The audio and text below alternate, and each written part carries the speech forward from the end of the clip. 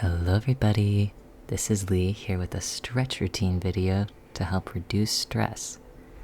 I'm going to include some modifications for any exercises that I think are a little difficult for beginners, but most of these you should be able to do just to the best of your abilities, and that should be good enough.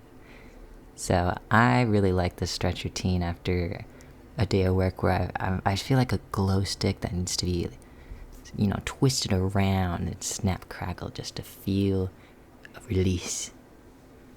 First exercise is going to be cat-cows. This is a fan favorite for me. A lot of this routine is going to focus on back movements because I find that's just where I store a lot of stress. For this, you kind of want to make sure that at the top you have like a full extension of your shoulders. You kind of like really pushing up into it. And I try to like kind of move my head along while I'm going up and down because I really feel like it completes the movement. I'm fully moving my spine here.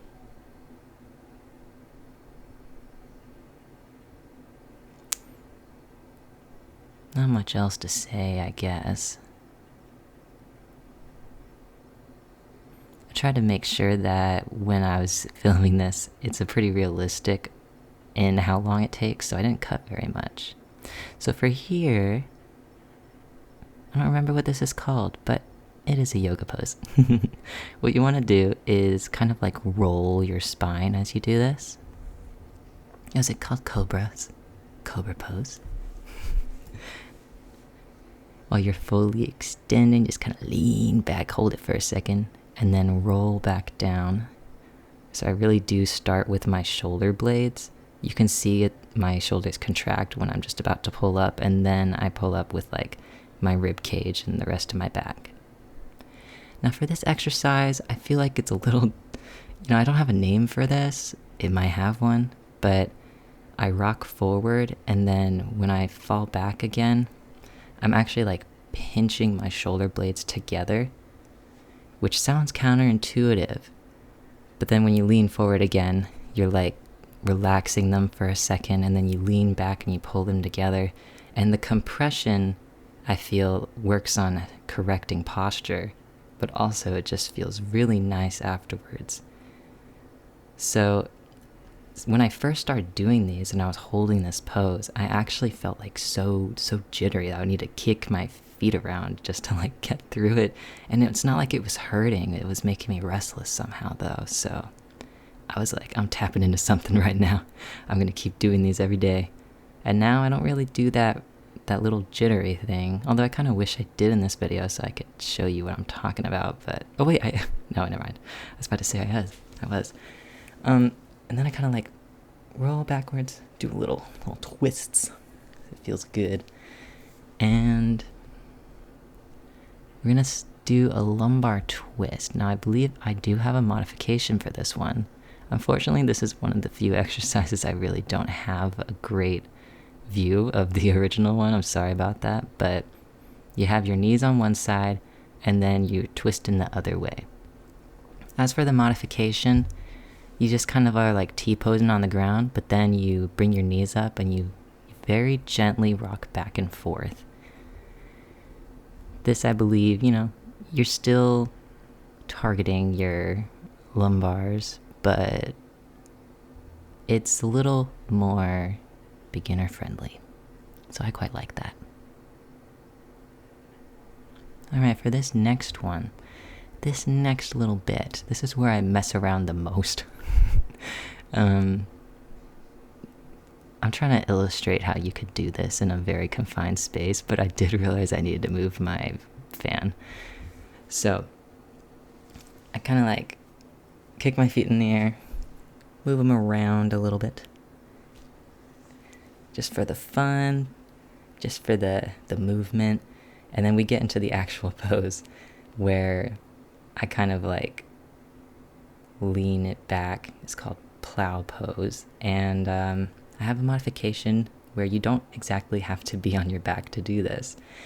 Now, I really want to stress that you shouldn't do this if you think you're at risk of injuring your neck. This does place quite a bit of stress on that. So That's why the modification does not have you on your back like that. I'm literally hitting myself in the face with my legs, but not too hard. This right here, in particular, don't do this if you think it'll hurt your neck. For me, when I first started doing it, I felt it was very hard and I couldn't actually get my knees next to my head. But I could feel that it wasn't dangerous, I just wasn't practiced yet. So that's one of my main little things. And this next part is a bridge. This is actually the part I love the most about my routine, but I try to work up to it because one time I didn't feel like doing this routine and I skipped to this part, and my neck hurt the next day. Anyway, the modification for this is just don't grab your ankles. You can have your arms just resting on the ground if you can't quite reach your feet, and that's perfectly okay. For that particular bridge pose, you have your shoulders on the ground and you have them a little bit pinched together. It's another posture correction. After I do it, I feel so good that I just need to lay there for a second and feel at peace. And then I move on to the next bridge pose. This one, if you can do it to the best of your abilities. It's one of those things where you can make it more difficult by stepping closer to your hands. For me personally, I get a little bit of lower back pain if I push it too far, where I walk too close to my hands. So I've been a bit more careful about how far I push myself here.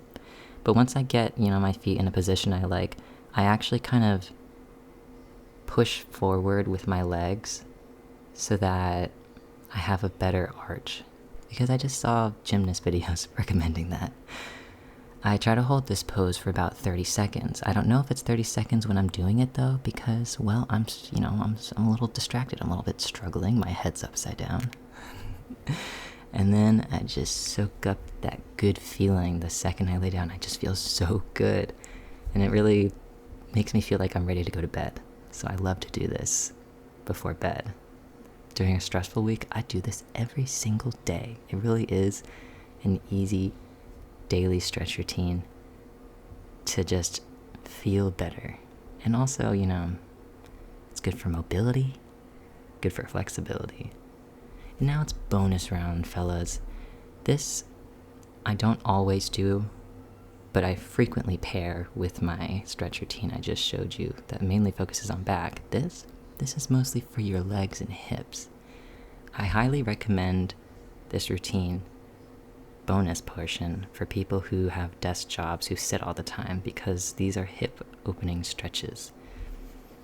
So the modification for this is generally just do the same exercise, but have like some sort of stick or pipe that you hold just to hold your balance. Now, for the unmodified version, you see that I kind of do a lean back and then stretch forward. That's just to get my hamstrings. I find that those are pretty tight after I do like any leg day workouts or runs. And dude, those things hurt to stretch. But if you want to stretch your hamstrings, a touch your toes stretch is going to do the same thing. I like to do this rocking movement where I'm actually paying attention to like specifically using my like inner hip muscles to move back and forth. And then the bouncing motion is just to make it a dynamic stretch, because I'm not actually warmed up or anything. It's a lot easier to do static stretches after you've already done a workout because your muscles are more malleable. Next up, we have pigeon pose. Love this. When I hurt my hip, I did this all the time. I was trying to do an axe kick, and I was not flexible enough to do it. That was a few years ago. So the modification for this stretch, since it can look kind of scary, is a figure 4. You just lay on the ground, you kind of make a 4 shape, and you pull your leg towards you as kind of like a lever, to get your other leg closer to you, and you're gonna feel the stretch on like the outside of your bum. Get them glutes. Like I said, it's good for you. Try it out. You don't have to go super hard. That's just how stretching is. Do it the best you can. Now this next one, I don't even know how to pronounce it. I think it's called a Cossack squat. I'm not really confident there. I'm gonna mumble that. I'm not saying it again. It looks crazy. I started doing this because I saw Lean Beef Patty do it, and I could hardly do one. I mean, I was able to do one on each side, and that was it for my first time. And I just tried doing it every day till I got to the point I'm at now. But the modification is just don't go down as far. You don't have to go that far. Side lunges, they can look very impressive. I was like, I want to look like that. And it took me a little bit. I would say that actually I had a lot more stress on my knees, so look out for that. Start with the modification if you must. So for this, I'm trying to work on my pancake, where you kind of lean forward. I'm not good at this. I'm gonna be real with you, I'm not good at it. I cannot get flat on the floor like other people, so I'm using my TV stand to pull myself forward. In the meantime, I actually am trying to have my legs like as far apart as possible. I point my toes. When I first started pointing my toes during these stretches, they would quiver. They'd quiver. But they stopped doing that now. So now I feel more like a ballerina. Heavily inspired by those people. I stole a lot of leg stretches from a ballet routine when I was obsessed with ballet during like quarantine. And I was watching Princess Tutu, which is an anime that I loved when I was a child. So, you can see I'm going back and forth during this stretch. This is kind of to target like the sides of my back. People don't really stretch their back in a twisting motion often, and I think that is not good because you're probably prone to injury that way. So, you don't really need to go as fast as I am during this switching back and forth. Like I said, this is a routine I do pretty often. I think you should go a lot slower if you are doing a twist stretch for the first time in a long time.